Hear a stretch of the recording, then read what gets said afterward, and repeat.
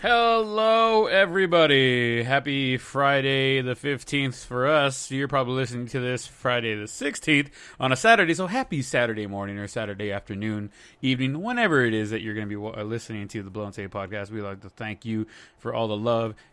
We're going to have a great night tonight. We got some pretty interesting topics to talk about. Some of the things we're going to talk about, the MLB, them coming back, NFL, some of the things going on with Rodgers, the Cowboys, the NBA with LeBron, Trevor Bauer is getting his phone number leaked. We got so many things going on. It's going to be awesome. But first, as always, I got to bring in my partner in crime, the man, the myth, the legend, the man who is RT Casas. What's up, baby? What's up, man? How we doing? How we living? I'm surviving, bro. I'm surviving.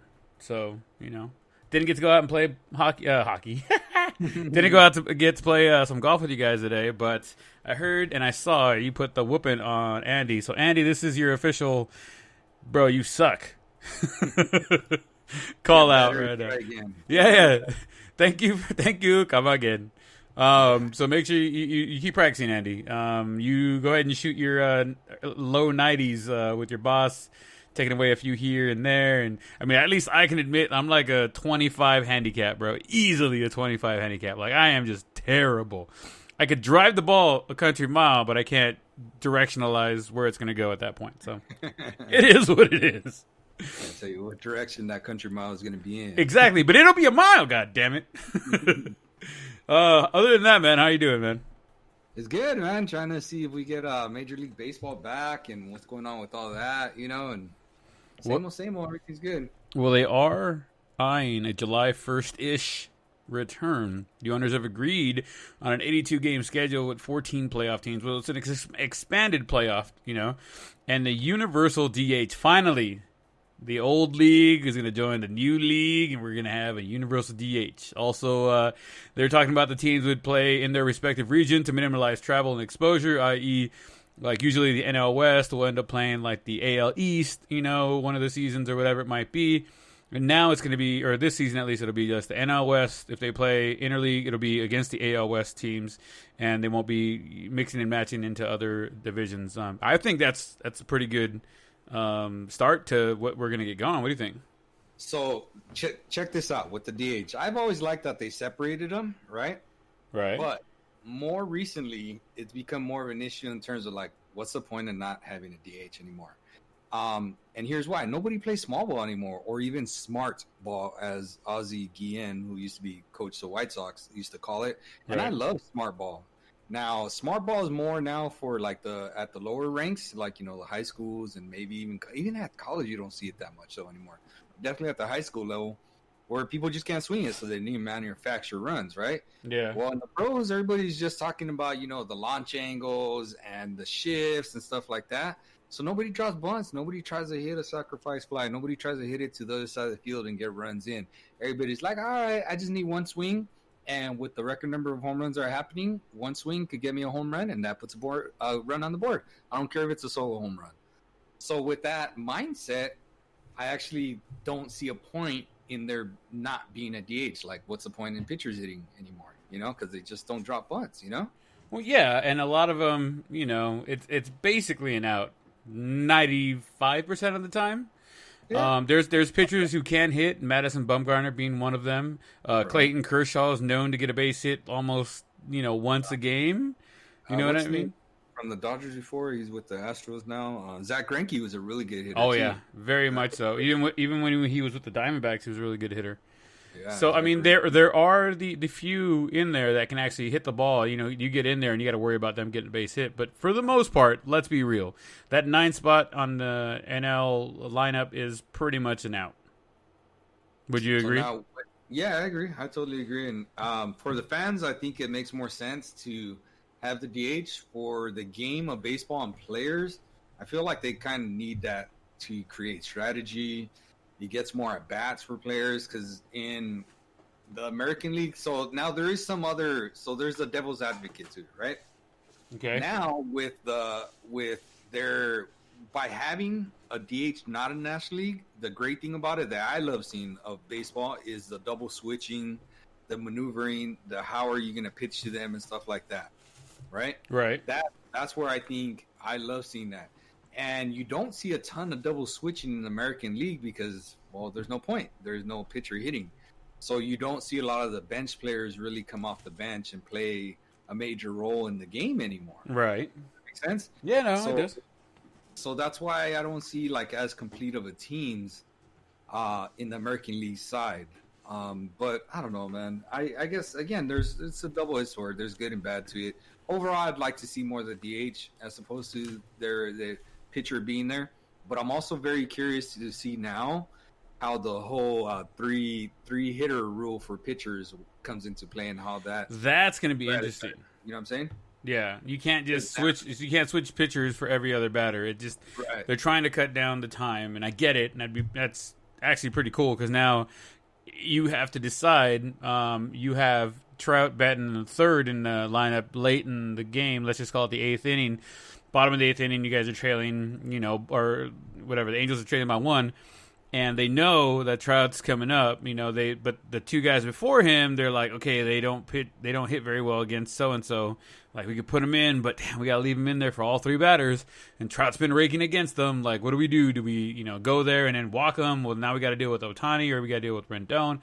You know what I mean? So it's going to be really interesting to see how how managers are gonna play that now that they can't just one batter, switch the pitcher, get him out, put a new guy in there.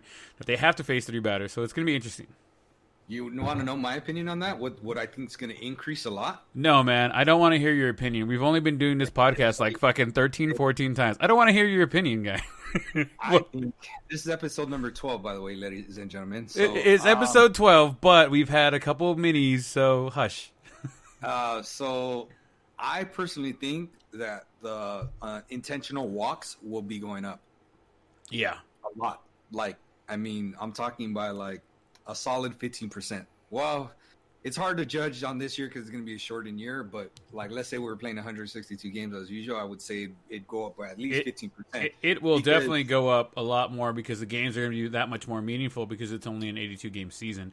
So I think they're going to be using the intentional walk a lot more this season. 15% I think is a very good roundabout number. I was thinking closer to 20 just because if you got nobody else on base, you got their big power hitter coming in, you walk them and try and get to the next guy. Or if you could walk them and get to you're right, the next guy, or again, you're trying to get to the matchup of lefty-lefty, righty-righty, right, stuff like that, and you're like, well, at this point, this dude could hit a solo home run because the home runs are up so much, or I could intentionally walk him, go after the next guy. It's a lefty-lefty, like you said. Let's say they have, I don't know, probably the better situation with Trout and Ohtani that you're talking about is let's say they have Rendon, Trout, Ohtani, and then Pujols, right? Again, just throwing out that scenario. So that's 2 righties with the lefty and a righty. So the smart thing would be to go after the 2 righties with the righty, intentionally walk the lefty, and then go after Pujols with the same righty. Right. That makes sense? Like that would be smart. Here's the thing, though. So if you walk the third batter, would you now be able to switch the pitcher? Yes. So the rule is you have to face 3 batters or finish off an inning that you started. Well, actually, not that you started, that you came into. Yeah. So if you come in with only 1 out left, and you come in, you get that last out, you don't have to go back out there for the next inning. Correct. That's my understanding. Right. I've been playing MLB The Show, and that's what they make us do as well too. Okay. Right on. If the video game says it, guys, that means it's on point. And let me just tell you, that's what sparked this theory, because I've been playing it and they won't let me do the righty or lefty, and I'm like, damn, I got a lefty facing the righty, and in the video games, the righties versus lefty hitters, like they just drop bombs, right? So I'm like, I'm just gonna pitch around this lefty, not throw him a strike, and go after the righty, basically an unintentional walk. Or again, if let's say, I'll give you another scenario. If there's back-to-back lefties and I still have that righty, I'm going to intentionally work around him, assuming I had 2 outs already. Right. Work around him, and get them on, and then I'm going to bring in my lefty to face that lefty. It makes sense. Yeah, it makes sense. That's a strategy. And again, you might get a lot of those either intentional walks or intentional unintentional walks, you know? Yeah, I got you. But I have a feeling that walks are going to go up this year, and I think intentional walks are going to go up again. The smart thing usually is the unintentional walk, but that always leaves you up for mistake pitches and stuff like that. So I don't know. I'm curious to see how it works. I'd rather personally pitch around guys and say, hey, well, if you chase a pitch, go for it. But that's in the video game. That's different from real life. Yeah. No, I'm with you there. I mean, we're playing a game. We're not playing, in real life. Yeah. So it's going to be interesting to see how the managers kind of operate around this. Because, obviously we know what we would do. It's going to be interesting to see what they're going to do and how they're going to play it. And it's just going to be interesting to see the 14 teams going into the playoffs, the universal DH no matter where you go, and then just the way they're going to be working with the 3 batters per pitcher rule, and how quickly I think the game is going to be moving a lot faster now. And with 82 games, like I said, every game is going to be that much more important. So I'm glad that they expanded the playoffs for this season to 14. I think if it goes well, do they expand it like that forever? I don't know, but we shall see. You know what I mean? Yeah. What do we have here? The Lakers are opening their practice facilities. When did they open? Is that today? I thought they opened today, right? Yeah, I believe they opened up today. So the Lakers opened up their practice facilities on a limited basis. I know I read that. So it's going to be pretty awesome. It looks like they're going to start, slowly creeping into the NBA coming back. Do you think the NBA comes back before MLB? So here's the interesting thing to me. It seems like the NBA is being very cautious with their players, and the NBA players are very anxious to start playing again. Right. While Major League Baseball, who hasn't even started, is the other way around. They're kind of trying to rush them to play and get them going. And the players are very reluctant to play, which we're going to get into in a second. Yeah. But I find that really, very interesting, the two dynamics of it. Because in basketball, you're next to the players so much. You know what I'm saying? Like, it's a direct, I don't want to call it a contact sport, but, I mean, it's as close. I think it's the most dangerous sport to be playing in terms of regard to how the virus could be passed. I mean, look at UFC, though. These two guys grappling and hitting each other. I mean, that's as close as you're going to get. Yeah, but that's 2 guys. That's literally just 2 people. We're talking there's 5 guys on the court for each team. So that's 10 guys. True. Mixing and matching. You know what I'm saying? And a lot of them, yes, granted they're not as in combat mode as the UFC, but we're talking about 10 dudes are swapping with, rosters are 15 deep, I think, in the NBA? Yeah. So we're talking about a possible contact of 30 guys mixing matching within each other, not to mention the coaching staff. And the referees. Dude, to me, that's a really interesting dynamic, especially with they have the most limited or smallest bases of uniform attire compared to anybody else. Their shoulders and arms and everything's exposed. It's exposed. Baseball, only really your face is exposed.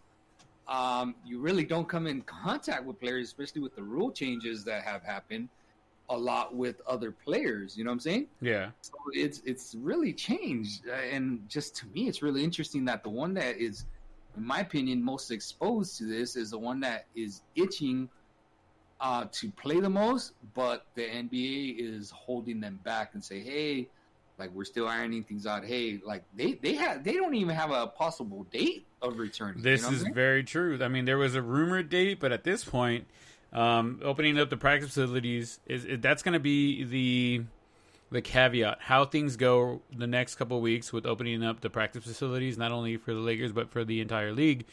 Anybody getting sick or anybody showing up who's sick or anything like that, that's going to be, I think, the caveat as to whether or not they're going to say the season's a wash or they're going to go, okay, we can do this. We can keep moving forward. Right. And I think that's going to be the biggest, like I said, caveat on what's going to happen with the NBA this season, at least. Yeah. And they were talking about how they want to have an 82-game season next year, which I would think that the later this goes, the less likely that's going to happen. You know? Right. Because look, the NBA is, for the first time maybe ever, I would have to look it up, is going to be played in the summertime. Yeah. You know what I'm saying? Normally that's the time for the Summer League, the D League. Yeah, the NBA in Vegas, you know, the Summer League in Vegas. And now that might not even exist because I think they really are trying to iron out and get a champion for this year, you know? Yeah. I see that you put down NBA players are going to have to give some money back based on their CBA and the time they've missed. Yeah. So what's going on with that? I saw that real quick, a little snippet, but again, some of this info, it's like kind of disappeared on the internet. I haven't really been able to find it again. Right. But I got it, I get those alerts and stuff like that. And I found it interesting that it says NBA players might have to give some money back based on the CBA and their agreement and time that they have missed. And I find that really interesting because, again, nobody is making a big deal about it, you know? Yeah. Which is what I think is a perfect segue into what we want to get into and what you're really excited about, you know? Well, not necessarily excited about, just kind of peeved about, but yeah, we'll get there. We'll get there. Yeah, so I just find it interesting. I don't know the details on it yet. I don't know how much they're going to have to give back, but it also only makes sense, you know, like if they're not playing, then, you know, why? I wonder if they're going to go like off a percentage, like you have to get back a percentage of what you make for the year, or for the season, I should say, or if they're going to be like, this is a flat, everybody has to give this much money back. Because, I mean, it obviously affects different people in different ways, depending on what you're getting paid and stuff. Right. And, you know, what's interesting is, again, little stuff, but like the NBA and the players, isn't it interesting that they have, like, agreed and stepped up to pay, like, employees that were working at the stadiums and help them out and stuff like that? I haven't heard any of that for baseball. No. Okay, I know the Angels. Artie Moreno paid all the stadium staff through May. They're going to reevaluate in June, obviously, but they paid everybody through May. I know that some of the players have helped raise money for other things dealing with coronavirus, but I haven't seen any, as far as the players themselves, pay for. That's what I'm saying. Yeah, so isn't that what I didn't say, like the owners or stuff like that? Yeah, no, I just said, you said I didn't hear anybody. I'm like, well, I know that the owners, this is what they're doing, or this is what they've done. I know, at least I know that's what Artie Moreno did. So it'll be interesting to see how things are going to play out, because I think a lot of this, and we're going to get into it here in a second, but a lot of this has to do with who's getting what money, how much is everybody getting, and who's taking a pay cut, who doesn't want to take a pay cut, and stuff like that. So I think that ultimately is going to be the big kicker when it comes to how everything goes. And I think baseball is going to set the precedence to everybody else, how everybody else gets paid, especially like in football, that being around the corner. Everything's still, good to go for that so far, but you never know what could happen if this extends or if there's another bump in cases as they open more and more things back up, Yeah, I totally agree. All right, so real quick before we get to Blake, Matt Harvey is eyeing a return to the Halos or the Mets. Right now, they're talking about that the Dark Knight might return back to New York because of, I said Noah Syndergaard is the one that is hurt with Tommy John surgery, won't be back till next year. So they're talking about Matt Harvey might make a comeback. He's trying. He did some rehab. He got back to, he feels where he's good. So we'll see if, the Angels give him a shot. He just finished his contract with them last season. He played through the, I want to say, All-Star break, and then he got dropped down, and then he got let go, got picked up by somebody else. They let him go right away. He was, not pitching very well. So we'll see. I mean, will he make a return? Who knows? What do you think? Is Matt Harvey going to make a return back to the Mets or the Halos? Or is he going to make it back? What do you think, Artie? I mean, I'd have to see what numbers he's throwing up there. How hard is he throwing? Like he was, do you remember seeing the actual Dark Knight little documentary that they did with him? He's a little bit of a diva, bro. Like, he's not a dude I would care to have on my team. You know what I'm saying? Yeah. So it'd be for your Angels. Let me just tell you, sure, it's not a high risk, high reward. It's a low risk, high reward type of thing. Yeah. But he's not a dude I would care to take on my team. He just he seems like he's a lot more problems than he is solutions right now.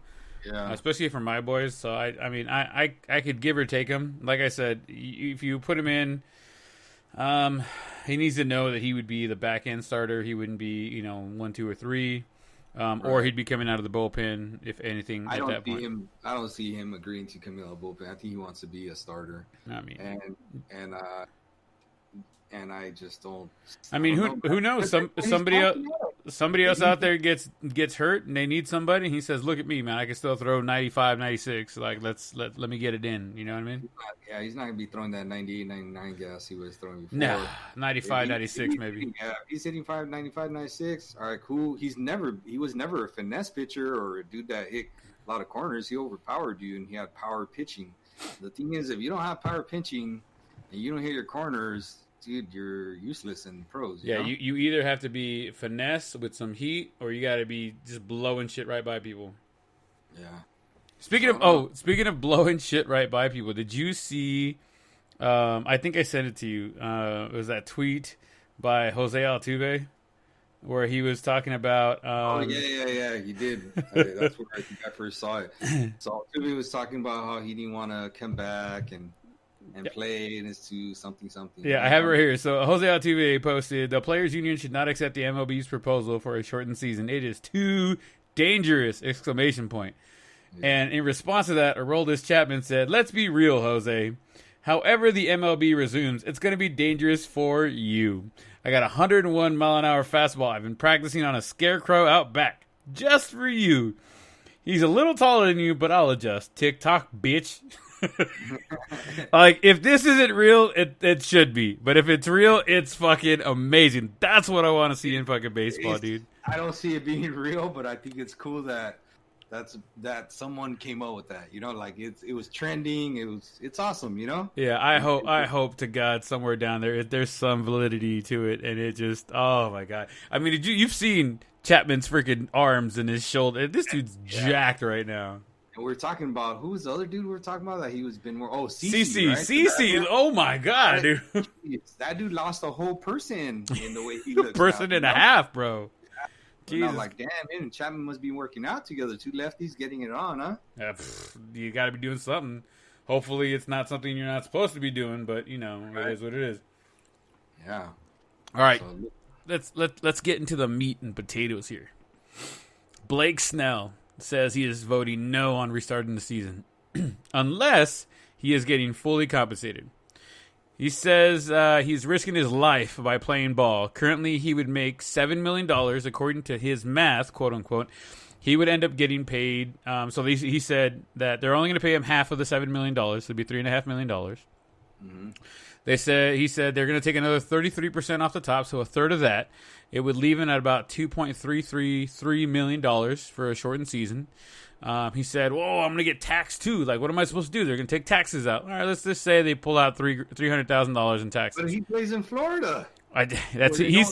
He said that they're going to tax his ass. So, okay, let's just give him the benefit of the doubt. Let's just say they're going to take $300,000 in taxes, right, off of that $2.33 million. That still leaves him with $2.033 million, right? Make it $2 million flat. Right. Let's just call it $2 million flat, right? So he'd average out on 82 games roughly about $24,000 a game, and he only plays 1 out of every 5 games. So technically, you're getting paid for $24,000 4 days. You're not really doing anything but standing there. One of the days you're making your $24,000, you're actually pitching.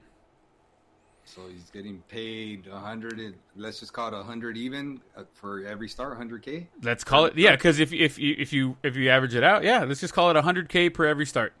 You're getting $100,000 every 5 days. Man, seriously, like you. And then he said that, he came back later on and would say, like, it sounded like he was being greedy. He was just worried about his health and his life. What about the rest of us? Honestly, like me, Joe Schmo, right? I have had to work every day since this whole thing went down, right? I'm getting paid, $18 an hour. You know what I mean? And I'm being surrounded by people every single day of my life.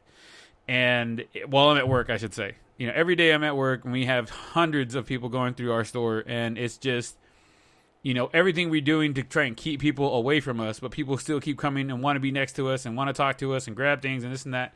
It's like, dude, look, you're playing ball. You're going to be on the field. Yes, you're going to be around your compadres there, the other players on the team. They're going to test everybody before every game. They're going to test everybody randomly throughout the entire 82 game season. And you're worried about risking your life playing ball. Like, to me, it's like you're making about $100,000 a start, like you said, and you're complaining because you want to get, let's see, double that, I guess, or triple that. You want to make $300,000 a start instead because you apparently can't survive off of $2 million for an 82 game season.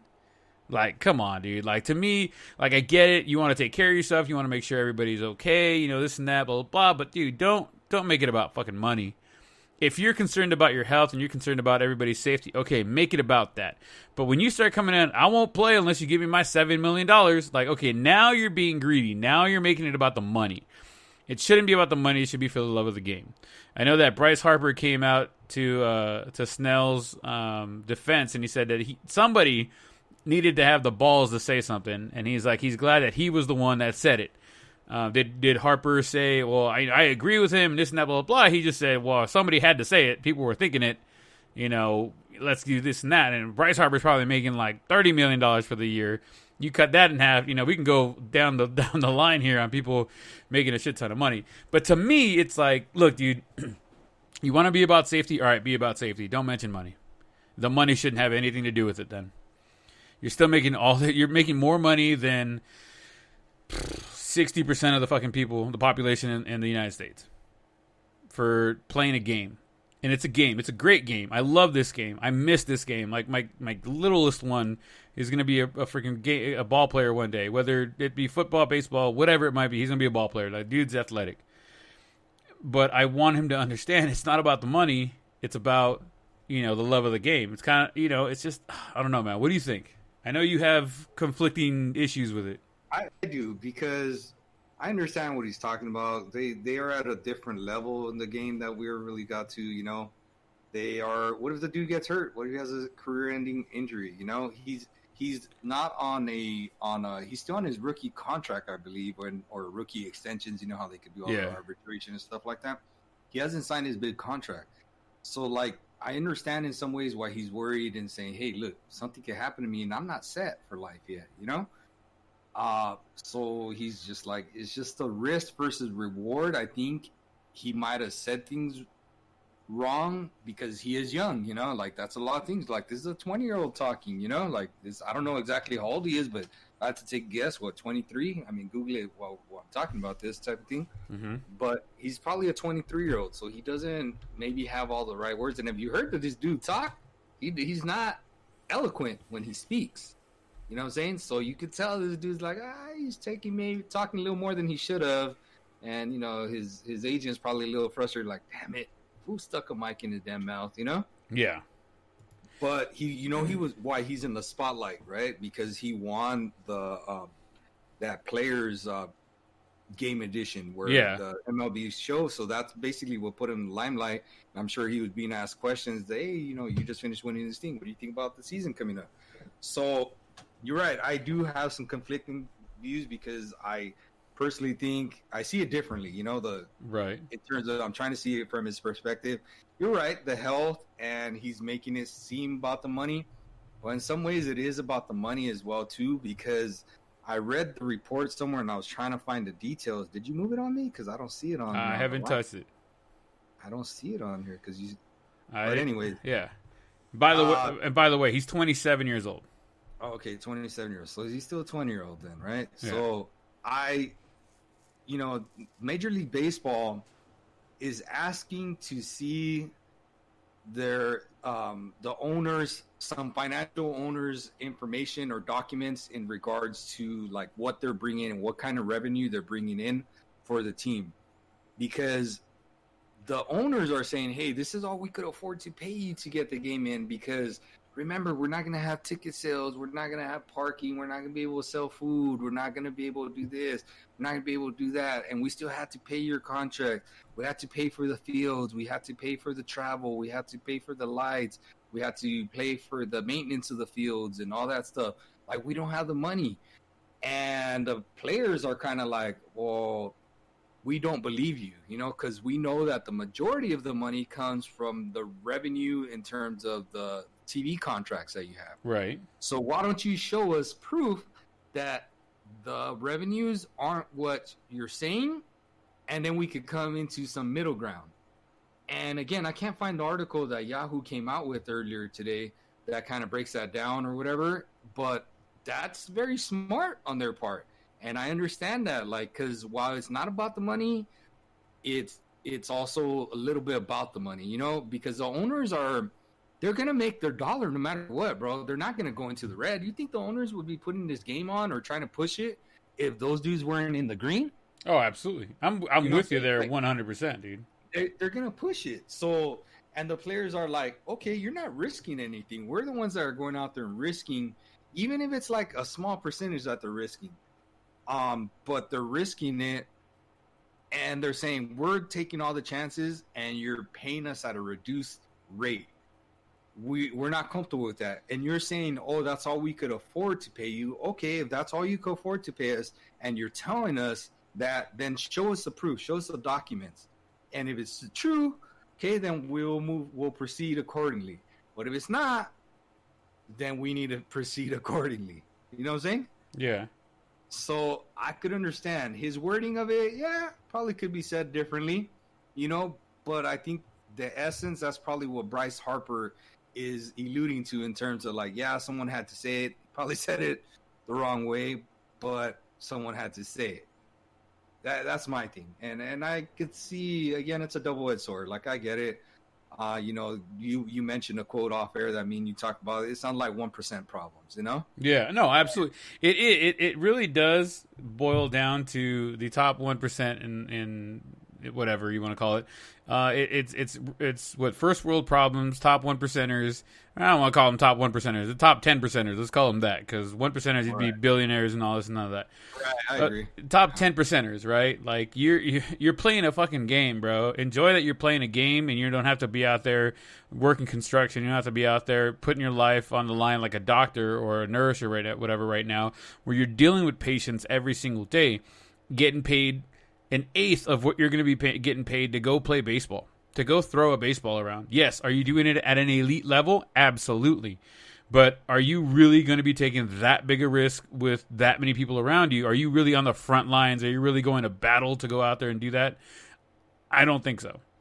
And could he have come across differently? Yeah, absolutely. He could have been like, hey, man, look, I'm worried about my safety. I'm worried about the players. I'm worried about this and that, blah, blah. Like, I'm just worried. That's my main concern. But for the first thing to come out of his mouth being, I'm not going to play unless I get paid. Like, seriously, dude? Like, that's what you're trying? Yeah, that is the box you're going to stand on. You're going to stand on a box and basically say, I'm not going to play unless I get my $7 million. Like, okay, from a business standpoint, you're doing half the work. All right, cool, you're getting half the money. All right, cool, you got to do this, you got to do that, whatever. We're going to take a third of that, and it's got to go back to the player association, whatever it might be, whatever it is that they're going to do, right? So you're still getting, like I said, you're still getting $2.3 million. Take taxes. I mean, you said it yourself. He's probably playing, he's from Florida. He's playing with Tampa Bay. There's no taxes down there. What taxes are you getting taxed on, bud?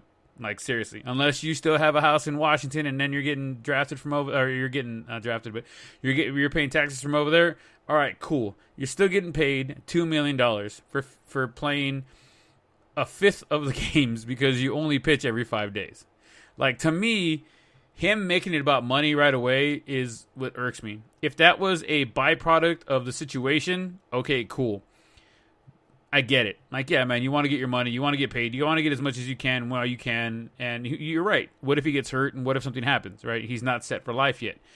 Last season, he went 6-8 with a 4.29 ERA. He was hurt. I'm with you. He was hurt. He played 23 games. And I mean, he had I mean, 1.4 WAR. He had career ERA right now is 3.24. It's not bad, but and obviously if he does really well this year, he gets a big contract because he should be on the last year of his rookie contract, I think. Yeah. At the same, he has a Cy Young under his belt, right? He does. He has one Cy Young and one All-Star appearance. And he has one ERA championship or ERA title, which I think is the year he won the Cy Young. So cool. I get it, dude. Your payday is coming. But for him to make this situation about money and not about what it should have been, like the health concerns, I'm worried about my family, I'm worried about this, I'm worried about that. Okay, dude, like I get it. Yeah, no, that's respectable. During the times and what's going on. No, his big thing was, I ain't playing because I ain't getting paid. Again, like I could see it. If I were in that situation, I don't know. Again, in his particular situation where he hasn't gotten the big contract, I don't know. I might be where he's at. Am I going to say it the way he did? No, probably not. But I could definitely see it on his end of why he would not want to do it. And I think, I mean, I get it. You know what I mean? He worded it right. He worded it wrong. He said it the wrong way. Maybe he meant something else. And maybe that's being a little more, and that's why maybe I'm being a little more judgmental, because he didn't even walk back the comments. He actually doubled down on ESPN. He said, no, dude, like, we're supposed to get paid and pay us and whatever. Like, he didn't even come back and be like, you know what? I really meant about this and that. Like, that's just kind of a byproduct, yada, yada. You're not even trying to walk it back. You're not even trying to change the narrative. You're doubling down like, no, I need to get paid or I'm not playing. Like, dude, come on. You're playing a fucking game. You're playing You're playing America's pastime. You're playing the greatest game to ever grace the fields of anything. Yeah, but I mean, he worked for it. It's not like it was given to him. Oh, absolutely. Oh, I would never take anything away from any major league ball player, bro. You made it that far. You're there. I just don't get it then. So, like, what's your argument then if you get both? Like, no, I understand that he worked for it. I understand that if he's concerned about, like, hey, man, my health, the other. Coming back to that. So, what's the problem with the money then? Like, why is it an issue? Because he's kind of flaunting. He's being a jerk about it, man. I think it's just one of those things where it's like, dude, he has a right to be. That's what he chose as his profession. Yeah, I get it. And in your profession, you're making $2.2 million for a fifth of whatever time you're supposed to be in there. That's not including postseason pay and this and that, blah blah blah. Mm-hmm. You're making $2 million, right? And we kind of broke it down, $24,000 a game if you played every game. Yeah. Because he's not playing every game. You're getting about $100,000 a game every time he starts. Right. But he's making less than what he should be making is his argument. Artie, could you live off $100,000 a day? But we're not in the same boat. Like, can that dude pay off all the things? He has a different lifestyle. Can he pay his stuff on that rookie contract of the things, his lifestyle? Like, I think back to the movie The Replacements, and there's a dude that, when they're on that picking line there, and he said, you know how much it costs to pay insurance for a Lamborghini? Like, do you ever remember seeing that? And seriously, like, he has Lamborghinis. I have a Chevy Colorado. Like, the insurance on Lamborghinis compared to Colorado is different. Like, I get it. I'm not in his boat, like. Well, obviously, they're in a larger tax bracket than we are. That's what I'm saying. They have bigger expenses. Like, he's got things to pay, and if he's saying, "Hey, I could risk losing all this because you want me to play for less money than I should be getting paid," then I just won't do it. Don't pay me this year, and I'll take my chances next year, and that's fine. But like, he has every right to do it. Like, I don't see. You're actually convincing me more to. I don't have a problem with it. Like, the more you say it, the more I hear, oh, it should be about this. Like, I mean, everybody's entitled to their own thing. Like, I don't see why the problem is. Like, I respect that the whole nurses and stuff like that, they're risking their lives out there. But, dude, they chose to go into that profession. Nobody made them go into that profession. And if you're really worried about taking that many risks and stuff like that, you could always leave that profession. You are obviously smart enough to become a doctor and become a nurse and go through it and stuff like that. like you could always change it. Don't get me wrong. I'm not saying it's easy. I'm not saying it's right or whatever.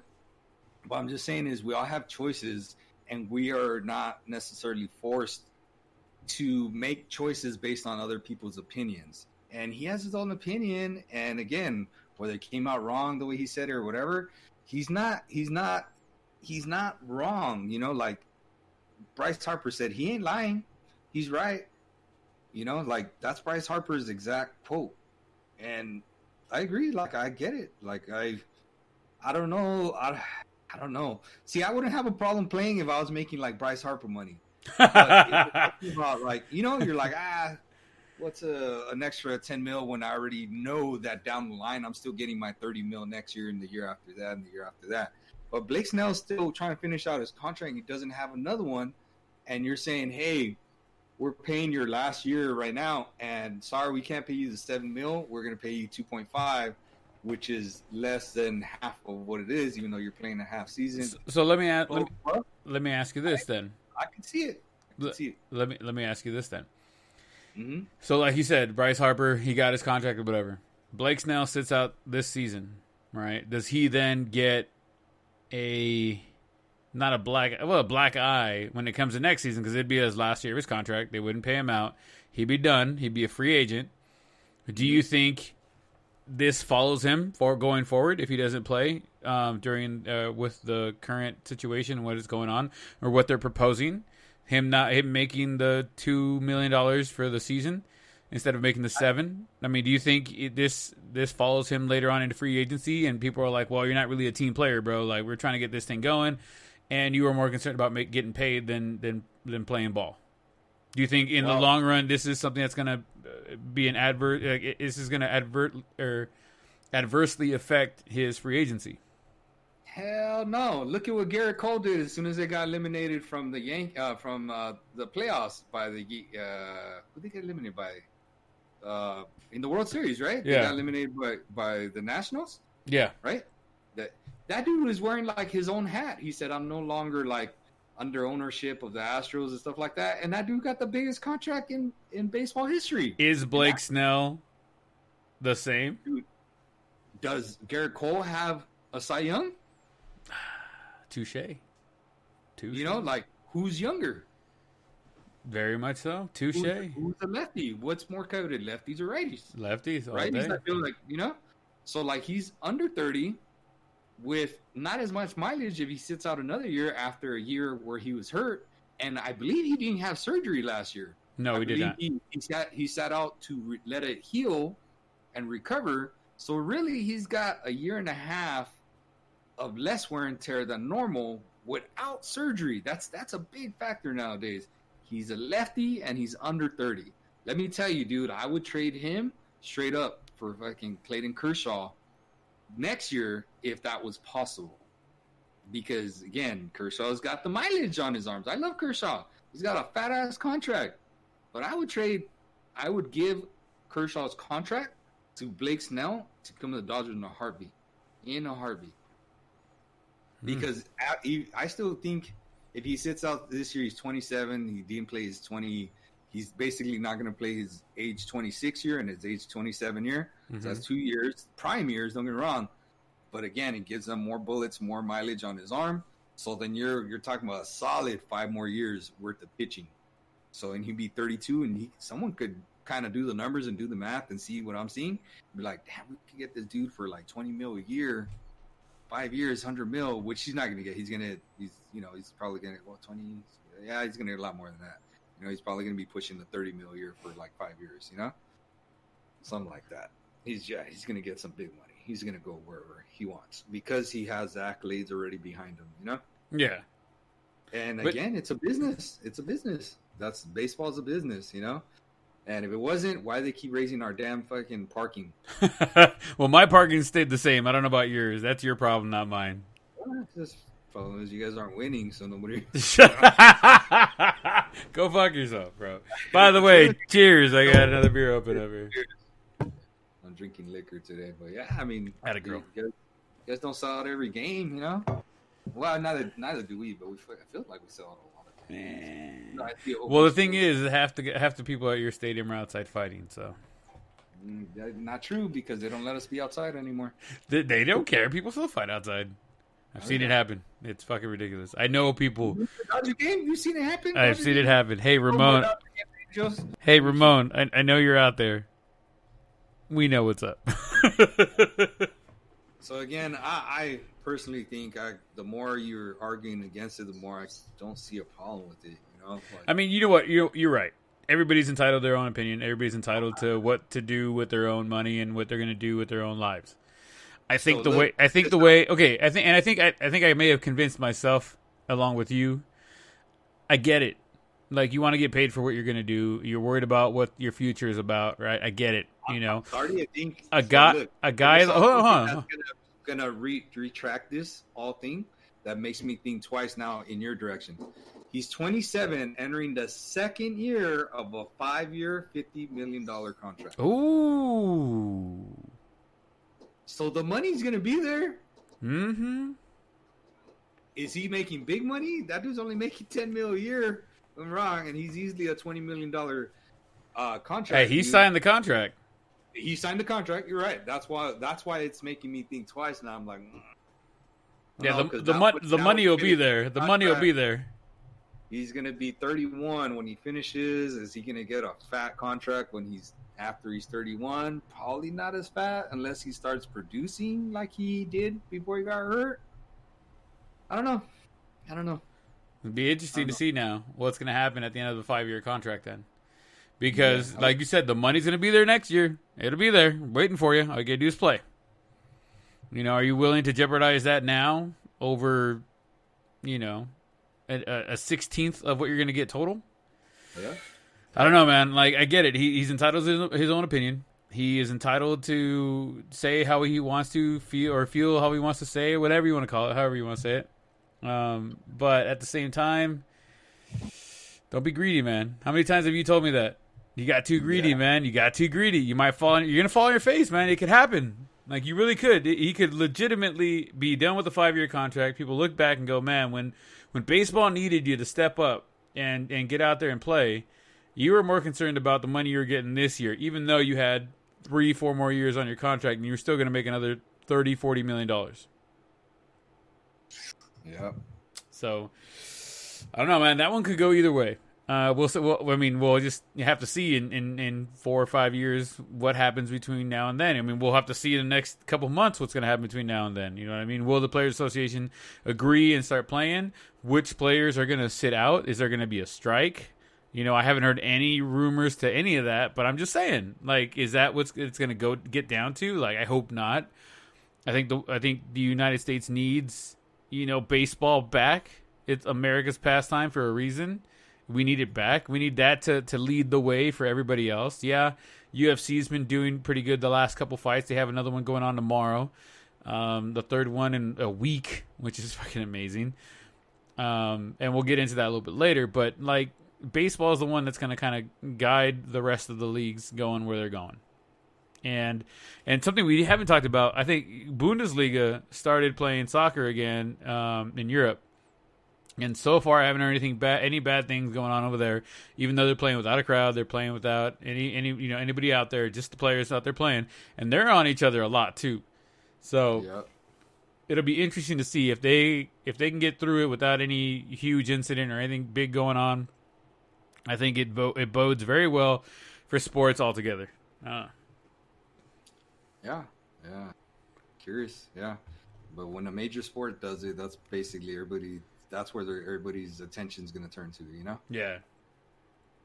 All right, switching gears to the NFL. I think we've beat the dead horse long enough with some interesting things right towards the end. But moving on to the NFL, Rodgers retiring as a Packer may not be a reality.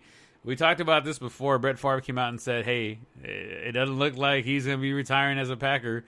Do you think Rodgers gets traded? Do you think Rodgers decides to opt out of his contract, try and go somewhere else? What do you think, man? Obviously he's not going to be a Packer for his entire season. Right, and I think it's funny because I think it's one of those, like, Brett Favre's like, where have I seen this before type of feel, you know?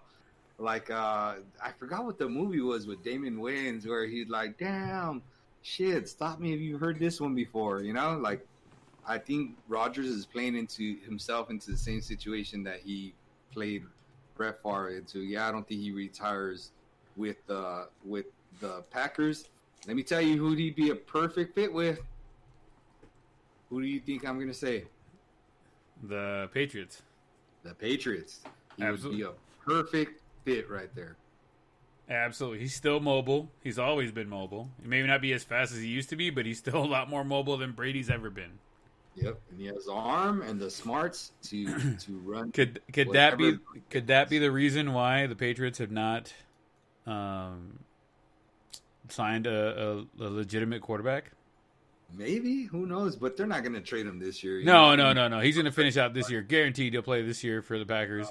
He's going to make them think at the end of the year, and we'll see what happens with that. But yeah, it's going to be more of a matter of how he produces type of thing, Yeah, for sure on that one, dude. I mean, it'd be interesting to see where he goes and what's going to end up happening. Does he come back to the West Coast? He played in Cal. He lives out here in California.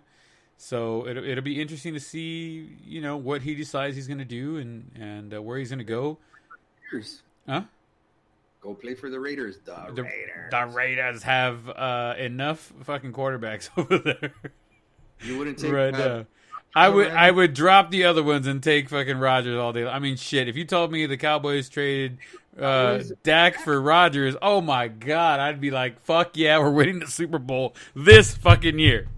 I actually think you're right. I think he would be more ready to win that. I think Dak's on the verge. Don't get me wrong. He's on the cusp. He's on the cusp. Yeah. But like how I think I told Joe and you don't just go from like winning a playoff game to winning the whole Super Bowl. You kind of got to make a run into the playoffs, and then probably the next year maybe win that Super Bowl. And I need to see Dak make a run in the playoffs before I ever bank on him winning a Super Bowl. Does that make sense? Yeah. So I don't know, just my opinion. I like the guy. I really like the guy. I think he's very capable of it. Do I think he did win the Super Bowl this year? No. Do I think they make a run? I see them getting to they're in the NFC, right? Getting to the NFC title game and losing in it. I honestly could see them making it close too, but I could see them losing in a close game in the title game. Now, honestly, if they somehow find a way to pull off home field advantage in the NFC title game, then they got a shot at winning it because I think they play very well at home. But if they're on the road on the NFC title game, let me tell you, they're not winning it. Oh, no. Absolutely not. That's my opinion, and that's just an outsider, with no ties to it. But that's I think they're good. It's all right, man. I got your jersey ready for you right here. Sorry. No, sorry with your bullshit. Although their jerseys look pretty damn cool now. What's up with his contract? Well, Dak was offered, according to Stephen Jones, according to leaks, if you want to call them that, Dak has been offered a 4-year contract with the reported $105 million guaranteed when he signs. How long is Dak and the Cowboys going to play this game? At what point does this hinder the growth of the team? At what point does this hinder the cohesiveness with everybody working together? With Andy Dalton now backing up Dak, do the Cowboys let Dak sit out and play the Texas native? Because Andy Dalton's from Texas. He played for TCU. Yeah. Fans, I mean, I know I am. I'm getting fed up with the cat and mouse game that Dak is playing with his contract. I mean, do we know all the intricacies and what's going on here and there? We don't. We only catch whatever people are leaking or quote-unquote letting us know. Whatever Stephen Jones or Jerry Jones is saying. We don't know everything that's really going on. We don't know Dak's side of the thing because he's kind of been quiet as well, which is a good thing, I think, on his end. But $105 million guaranteed, that's taking care of your family's money right there. At this point, I think I'm getting tired of hearing about it. Honestly, I'm getting tired of hearing he thinks he wants more money. He wants this. He wants more. He wanted more guaranteed money. They gave him more guaranteed money. He wanted more money per year. They gave him more money per year. Like, dude, come on, man. Get off your fucking ass. Sign the goddamn contract. $105 million guaranteed. Regardless of what happens, you're getting $105 million. That's not including bonuses. If you win the Super Bowl, if you win playoff games, whatever it is else that you're going to do, $105 million guaranteed. Yeah, I mean, I'm with you. I think it can't be. Again, I don't even think I think part of the issue that the Cowboys had last year was the whole Ezekiel Elliott being held out, right? And that's why they had such a shitty year after having such a good year. And I think the same thing's going to happen to the Cowboys. Maybe not as large of a scale, but pretty big, where they could go on the verge of, again, but somehow securing, home field advantage throughout the playoffs and making a Super Bowl. Let's say everything goes right. But you need to figure out this contract in order to create that rolling ball, snowball that's going to make all that happen. If you don't do it, that it feels like, the walls start closing in and the chances of that happening become less and less. Does that make my point of view? Absolutely. I mean, look, they got Andy Dalton there. He's playing for $7 million. He's ready to play right now. At some point, the Cowboys, you got to be like, all right, Dak, you don't want to play cool. We're going to go with Andy Dalton then. He can hand it off to Ezekiel just as well. Exactly. And Andy Dalton, when he had a protection, he actually threw the ball really well. Yeah, he's not a bad player. He is not a bad player. Is he average? Yeah. Is he a little bit above average? I think so. Is he a superstar? Nah, no way. No way, shape, or form. No way he's not. But no, absolutely not. But do you think that with all the protection that the Cowboys have right now at the offensive line, that they're not going to be able to protect Andy Dalton a little bit better than the Bengals were? I think so. And I think he flourishes under that. And I think whether people want to admit it or not, or whether Dak wants to admit it to himself, like, dude, Andy Dalton's there and he can play the game. Andy Dalton's there and he can take your job. If you want to keep fucking around with this contract, if you want to keep fucking around with, well, I want to get more money guaranteed, I want to get more money per year. If you want to keep playing with that, guess what? This guy right here, he's going to play the season for $7 million, whether he starts or sits on the bench. Guess what? He's ready to play right now. And guess what? You're on the last year of your contract. The Cowboys will give you your money, and then you can go ahead and skedaddle on your way out there. What else is going to be out there for you? People have been talking about it. Who's going to pick him up if he goes anywhere else? It's going to be a really rough one. Yeah, he's going to get less money. Anywhere he goes, he's going to get less money. Oh, way less money. Like you're not going to take $105 million right now, guaranteed, and you're going to go somewhere else and they're going to give you $60 million guaranteed. You're going to be crying about it. You're not going to have a job. And you're not even going to be on as good of a team. Exactly. He's going to end up with, like, the Raiders or something. Yeah, and he's going to go from being, like, a very good player on a very good team to being maybe an average player on a really bad team. He's gonna go to being Andy Dalton on the Bengals. I agree. Because Andy Dalton was solid, and then that team just started getting worse around him. Yeah, because people started leaving that team, and he didn't have the protection. He didn't have the weapons. He didn't have the things to help him succeed. So, I mean, and you're going down that road. And like I said, you got a quarterback who's ready to play right now. You give him the ball. You tell him, hey, man, you're going to start the season. Cool. You're getting $7 million. Cool. Let's play. Let's do it. Let's rock.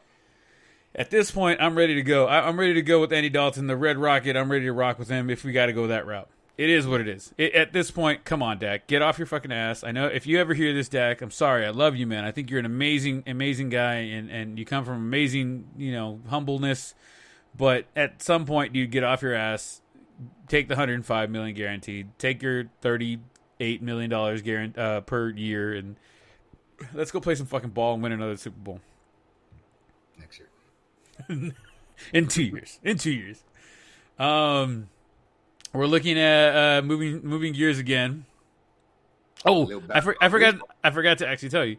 Hypothetical situation. They trade Dak to move up in the draft to take that star quarterback, that long-haired vixen that's been coming up. Have you heard anything about that? No, but I don't. The Cowboys are going to be at least a 500 team, which means they're not going to be that high or low in the draft. You know what I'm saying? So yeah. I don't see how they trade up, Here's my thing then. Could they possibly do something like when Jerry first got the team and they traded away one of their big chips to go and get those first-round draft picks to try and get a better team together? Him and Jimmy Johnson, they traded away, was it Herschel Walker to the Vikings for 3 first-round draft picks. It was the robbery, what they call it. Yeah, who are you going to trade, though? Are you going to trade Zeke? No, they're talking about Dak. Bye-bye, Dak. But that's what I'm telling you. Dak, if they trade him, they're going to be getting less than what he's worth. I don't see anybody giving them more than what he's worth. You know what I'm saying? You're getting the lower end. They traded a Herschel Walker because he was on the higher end. Right. Who's the Lakers? I'm Lakers. I don't know why I was going to say Lakers. Who do the Cowboys have that's like, oh man, I'll take that dude off your hands. You don't want him? Hell yeah, I'll give you fucking 3 first rounders. Ezekiel Elliott's that guy. Yeah. You know, are they gonna do that? Hell no. They just paid him all that money. He ain't going nowhere. Yeah, he ain't going nowhere. That's just the only dude that I see on that team that they're like, yeah, yeah, whatever you want, go for it. Dak's not that dude. I don't think so. Like, I don't think they won't get anything from him. I just don't think they'll get like a steal for him, you know? Because they're like, you're having problems with that dude. We ain't going to give you 4 first rounders. We'll give you a first rounder, you know, that's a top 10 protected pick or something, you know? Yeah. Like, I don't see, because they know they're having issues with him. You know what I'm saying? Yeah. That's usually the leverage. You just got to think of the leverage. So I don't see it. It'd be nice, but I think he ends up signing once they figure out what everything's going on with the NFL when it starts and stuff like that. And I think he ends up signing. And I think they'll be fine. And I think they're going to make a run into the NFC title game. I sincerely hope they make it into the playoffs and they make it into past the second round. It'd be nice to see the Cowboys in an NFC Championship game again. It's been too long. It's been so long. All right. Shifting gears one more time to the NBA, LeBron James Media Company produces docuseries on Astros cheating scandal. So it's kind of jumping into the NBA, but we're also talking a little bit of baseball. The docuseries, tentatively titled Sign Language, will debut on the streaming service at a later date and will be produced by James Uninterrupted Sports Media Company. It's going to be on what's the what the heck is it? The goddamn, where is it going to be streamed? The media? HBO? Is it going to be on HBO? I believe usually it's on HBO where LeBron streams his stuff, you know? Well, it'll be interesting. The documentary will transcend the baseball diamond to explore larger themes of greed, cheating, corruption, sportsmanship, and social media activism. Sign Language will be I don't know why that one came out that way, but Sign Language will be the definitive documentary about the scandal that rocked America's pastime. Yeah. I mean, he's always on the cutting edge of stuff, you know? He is. He's not a dude that's scared to voice his opinion on social matters. And look at how well the docu-series on Michael Jordan and the Bulls on The Last Dance is doing. I mean, it's doing amazing. And you saw that. I didn't see the details, but that Stephen A. Smith is going to host like some NBA legends and recap it and just kind of break it down a little bit. At the end, they're going to have like a 1 hour breakdown. That's going to be pretty cool just to watch that as well too, because I saw Magic Johnson's one of the dudes that's on the list to be on there. You know, I hope they throw Jordan in there too to break down his own thing. I mean, why not? Why not have the guy who this is basically surrounded by? Do you ever notice that they don't ever have Jordan and Magic in like interviews together anymore? Which is why I think they should put them all together. Put the dream team back together. At least the big boys. But you know, LeBron and obviously Jordan. I'm not LeBron. Jordan and Charles Barkley have beef still too. Yeah, some issues because Barkley was not happy that Jordan doesn't speak up on social issues and stuff like that. Right. Jordan's also publicly come out and said, look, man, that's not my place to... That's not his thing. Yeah, I agree. And it's like, hey, you can respect the guy because he's like, that's just not me, Like, I get it. People want to be him, but it's not him. And if it's not in you... Yeah. If you're not a social justice warrior, you're not a social justice warrior. I mean, it is what it is. He doesn't want to put himself out there that way. He's got other things going on, and that's not his thing. Like you said, it's not his thing. It's not his thing. You can't condemn a guy for not wanting to do something that he's not comfortable with. Yeah, I totally agree. I mean, and then back to the docuseries, LeBron James was among one of the biggest athletes to publicly condemn what the Astros were doing, and he called out Commissioner Manfred for his handling of the situation. So there's going to be an interesting dynamic now that the Astros are going to have with Bregman represented by the same sports agency as LeBron James, which is the Clutch Sports Group. It's going to be interesting to see as he's calling these guys out. He's still got to deal with them as, I don't want to say business partners, but they're in business together. Yeah, semi-business partners, right? Like business cousins or something, right? Business cousins. They meet up every once in a while. Yeah. Yeah, they run into at parties and be like, "Hey, man, nothing against you, but it is you." You know, I Right. don't know. Interesting. I would watch this. Let me tell you, Oh, I would watch absolutely. this in a heartbeat. In a heartbeat. It still sounds far away and stuff like that, and they're doing interviews, but I mean, it's the truth. And I think this is, again, I know we didn't get a chance to touch on this, but I honestly believe that baseball, part of the reason why it's taking so long to get going is a lot of players don't trust the commissioner. They don't think that the commissioner has everybody's interests as his number one priority. He thinks that their people are getting special treatment and stuff like that. And I think at the heart of it stems from all this that went down with the like the hand me downs, the sentencing of everything. Like I think that's at the root of all this. Like I feel like that set a bad foundation because he hasn't been the commissioner for very long. And it seems like in the NBA, how we were talking about earlier, that they are trusting Adam Silver more because he was quick to put a stop to it, and he's coming up with ideas. He's not throwing out dates. He's not trying to cut their salary or anything like that. So Yeah. I just feel like there's more of a trust factor there. Yeah. So I don't know. What do you think? I mean, I can't wait to watch it. I can't wait to see what's going to come up of it. What else is going to come out? What else is going to are we going to see that has happened that we haven't been able to see now? Who's going to speak up? Who's going to say things about the whole scandal and where is it going to where is it going to end up everything? I still think the Astros and the Red Sox got off really way too easy. I think in hindsight, if somebody else gets caught doing something even remotely close to this, that they're going to overdo it just to overcompensate. But I think the ones that should have been punished properly should have been the Astros, and then kind of go from there. But I'm not the commissioner of baseball. All right, so let's end it with this. How about this? All right, we always got to have like some kind of question or something that we kind of think. Okay, what does Major League Baseball come back first, or does the NBA basketball season come back first? Who do you think? Honestly, I think MLB comes back first. I mean, in the form of spring training and stuff like that, I think MLB starts up first. And then I think MLB sees how the first week or so of spring training goes.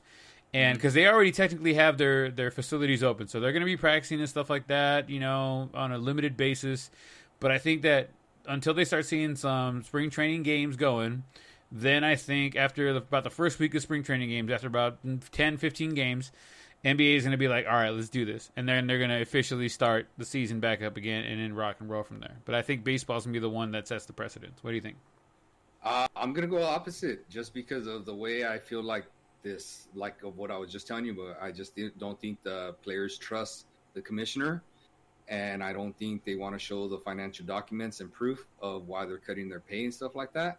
And I feel like there's more of a trust factor and there's more of an itch for the NBA players. I think because they were playing, they're itching to get it going, and because Major League Baseball never was actually playing, I guess they had spring training, but they didn't have like regular seasons going. They don't have that kind of itch to like, hey, let's get it going again.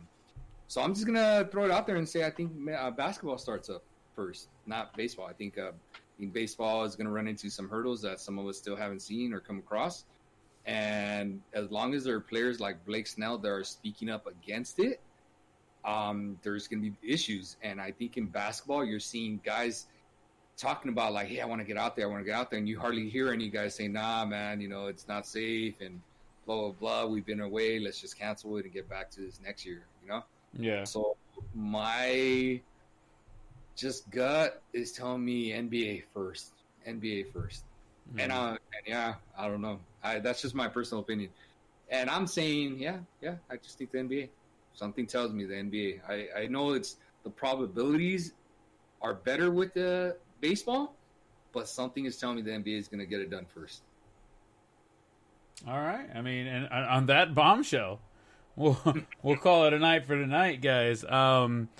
Artie, man, it was a good one today, dude. We only got to do a few things tonight, but it did take us through some time here, and man, we got into some heated arguments there. Quality, not quantity, right? Exactly. All right, man. It's always a pleasure, never a chore, to hang out with you and talk shop and talk sports and stuff like that with us. By the way, shout out to Tyler. Hey, man, if you're out there and you hear this, so what are you hearing around the scuttlebutt? Do you know anything going on that we don't know and you want to share with us? We're right here to listen. We need to get if the NBA season does get going, we got to talk with my boy Anthony Andrade, who loves the Clippers and hates the Lakers.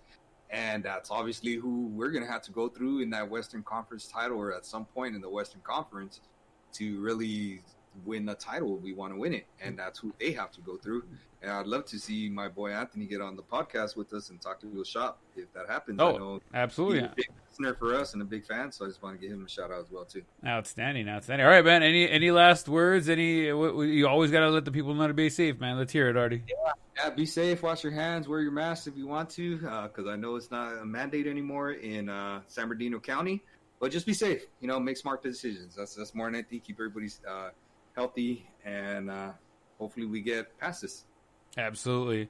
All right, guys, make sure that you guys are washing your hands, keeping your faces covered. Like Artie said, it's not mandated, but let's make sure that we're keeping safe and being smart, not trying to rush out there and do things we shouldn't be doing. Make sure you guys are liking, subscribing, following, sharing, doing all the above. Make sure you let your friends know. If this is the first time you guys hear the Blown Save podcast, welcome. We love you guys. Thank you guys for showing us some love and being here with us. We don't got much of a following just yet, but hey, we're starting off and we're getting rocking and rolling. If you guys like what you guys hear, if you guys got any questions, if you guys got any comments, if you guys got any concerns, please email us at TheBlownSavePodcast@gmail.com. We'll see you guys next week, and we might have a little extra innings for you guys during the middle of the week next week. So you guys be safe. We love you guys. Have a good one.